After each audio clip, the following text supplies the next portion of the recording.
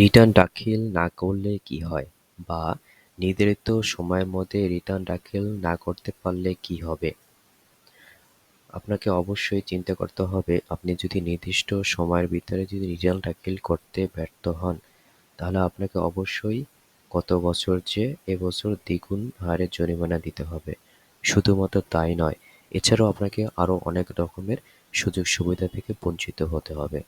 সেই বিষয়টা নিয়ে আজকে আমি দেখাবো কিভাবে আপনারা এখন এই মুহূর্তে কিভাবে আপনাদের রিটার্নটি দাখিল করবেন। সেজন্য সুন্দরভাবে ক্যালকুলেশনটা আপনাকে বুঝতে হবে, সেটা আমি দেখাচ্ছি। এখন আমি প্রথমে যেটা আপনাকে বলবো, আপনারা যদি নির্দিষ্ট সময়ের ভিতরে নির্দিষ্ট কর দিবসের মধ্যে যদি আপনাদের রিটার্ন দাখিলটি যদি রিটার্ন করতেন, তাহলে সেই ক্ষেত্রে আপনার কি কি সুবিধা পেতেন, কিভাবে দিতেন। এখানে একটা এক্সাম্পল সহকারে দেখাচ্ছি। বেসিক পে এখানে আপনার যদি 3 লাখ টাকা থাকে এবং অ্যালাউন্স যদি 2,76,000 এবং এমপ্লয়ি বা প্রভিডেন্ট ফান্ড যেটা 24,000, লাইক একটা এক্সাম্পল সহকারে দেখাইছি। আপনাদের আরও অনেক রকম ফ্যাসিলিটি রয়েছে, সেটা আপনারা এভাবে ক্যালকুলেশন করে নিতে পারেন।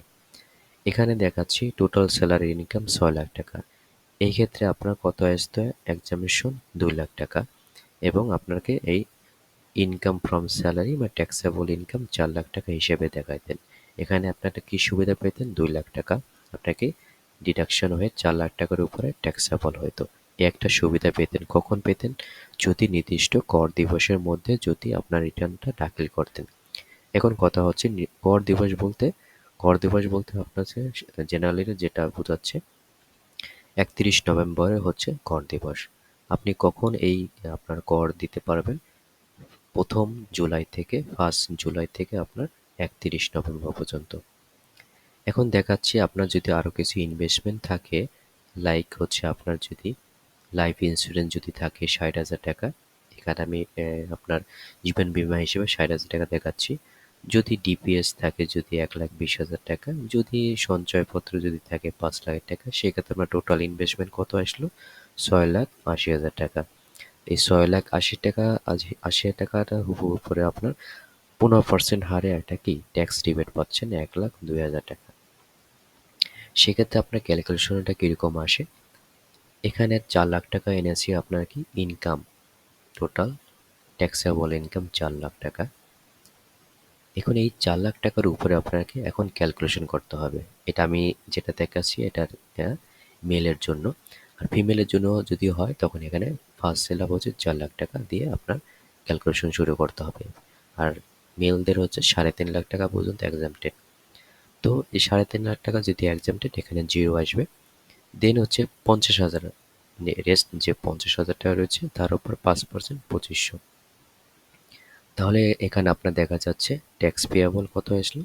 2500, কিন্তু আপনার মিনিমাম ট্যাক্স হচ্ছে 5,000 টাকা।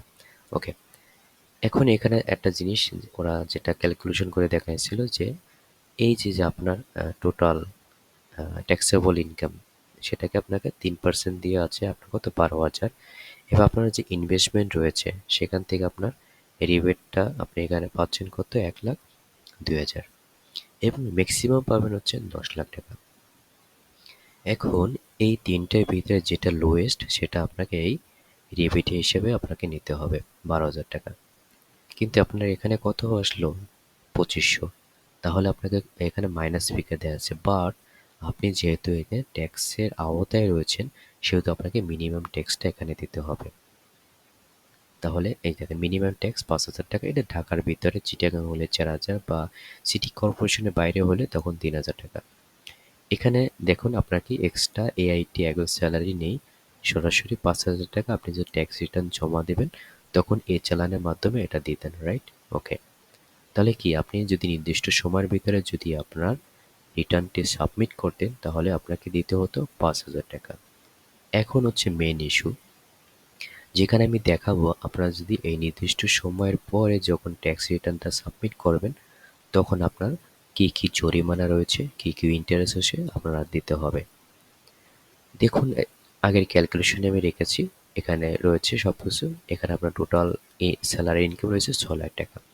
এখন দেখুন আমরা এর আগে দেখাছিলাম যে আপনি যদি নির্দিষ্ট সময়ের মধ্যে যদি আপনার ট্যাক্স রিটার্নটা সাবমিট করেন তখন এই 2 লাখ টাকা এক্সামটেড পেতেন। বাট এখন আর সেটা পাবেন না, বিকজ আপনার নির্দিষ্ট সময়ের পরে হয়ে গেছে। তাহলে এই 6 লাখ টাকা হবে আপনার কি, এই ট্যাক্সেবল ইনকাম। এই 6 লাখ টাকা আপনার, এই 6 লাখ টাকার উপরে করতে আপনার এখন ক্যালকুলেশন আসবে। শুধু তাই নয়, এখানে যে আপনার ইনভেস্টমেন্ট রয়েছে, জীবন বীমা রয়েছে 60,000 টাকা, ডিপিএস রয়েছে 1,20,000, সঞ্চয়পত্র 5,000, টোটাল এটার উপর আমার ডিপিএ 15% করে হচ্ছে 1,02,000 টাকা। আপনি যে এখানে যে রিবেট হিসেবে আনলেন সেটাও আপনি এখানে পাবেন না। এখানেও আপনার এইটা, এই সুবিধা থেকে আপনি বঞ্চিত হবেন। তাহলে এখানে দেখা যাচ্ছে আপনার এখানে বলি 3.5 লাখ টাকা, পরের 1 লাখ টাকার 5% 5,000, পরের 1.5 লাখ টাকার উপর 10% 15,000 টাকা। তাহলে এখানে টোটাল ট্যাক্স পেয়াবল কত আসলো? 20,000 টাকা।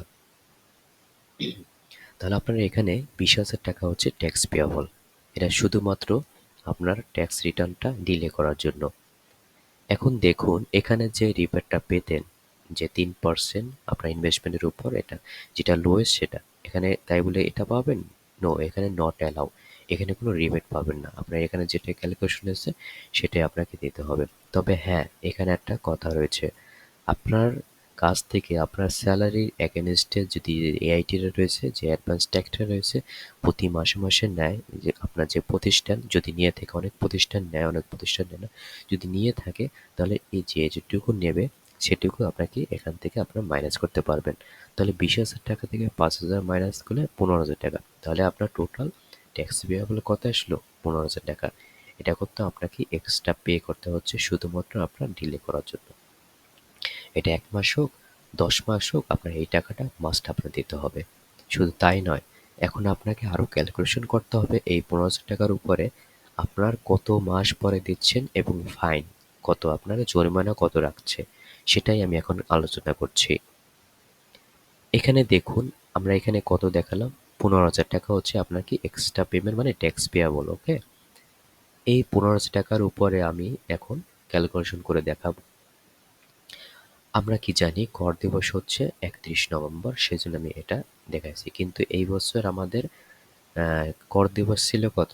31 জানুয়ারি, যেহেতু আরো 2 মাস একটু বৃদ্ধি কর করেছিল, ওটা এক্সেপশনাল, কিন্তু রেগুলার কি 31 নভেম্বর। এখন আপনি চাচ্ছেন যে ডিসেম্বরে দিচ্ছেন, ঠিক আছে, ডিসেম্বরে দিতে চাচ্ছেন, তখন আপনার কি 1 মাসের একটা ডিফারেন্স ছিল। এই 1 মাসের জন্য আপনার কত জরিমানা হচ্ছে? 600 টাকা। তার মানে এই 15,000-এর উপরে 4% আপনি এই আপনার ট্যাক্স ডিলে ফাইনটা দিতে হচ্ছে। 4% হারে 1 মাসে হচ্ছে 600 টাকা। এখন আপনি যদি দিতে চাচ্ছেন এপ্রিল মাসে, ওকে, তাহলে 15,000 টাকার উপরে 4% ইন্টু 4, ঠিক আছে, 2,400 টাকা আপনার আসলো। যদি আপনি জুন মাসে দেন তাহলে কত আসবে? এই 15,000 টাকার উপরে 4% ইন্টু 6, তাহলে 3,600 টাকা। এখন মনে করেন আপনি 12 মাস পরে দিতে চাচ্ছেন, তাহলে আসলো কত? 7,200 টাকা। এটা আমি দেখাচ্ছি আপনাদের লোয়েস্ট স্যালারির উপর ডিপেন্ড করে। যদি আপনার এখানে যদি আরও বেশি স্যালারি চলে আসতো, তখন আপনাকে ডিলে ফাইনগুলো আরও বেশি আসতো এবং হচ্ছে আপনার ট্যাক্স পেয়াবল, ঠিক আছে, আরও বেশি আসতো। তাহলে আপনাকে টোটাল কত দিতে হচ্ছে? এখানে 15,000 টাকা, আর হচ্ছে এখানে 7,000 টাকা যদি 12 মাস পরে দেন। যদি 1 মাস পরে দেন 15,000 টাকা এবং হচ্ছে 600 টাকা। এই টাকাগুলো আপনাকে দিতে হবে। তাহলে আপনার এখন কি করণীয়? অবশ্যই আপনাকে আপনার এই নির্ধারিত সময়ের মধ্যে আপনার আয়কর রিটার্ন দাখিল করতে হবে, যাতে এই বাড়তি জরিমানা আপনার কাছ থেকে যেন এনবিআর না নিতে পারে। আশা করি আমার এই লেকচারটি আপনাদের খুবই উপকার হয়েছে, ভালো লেগেছে। যদি ভালো লেগে থাকে তাহলে আপনার আশেপাশের মানুষজনের সাথে শেয়ার করতে ভুলবেন না। Thank you.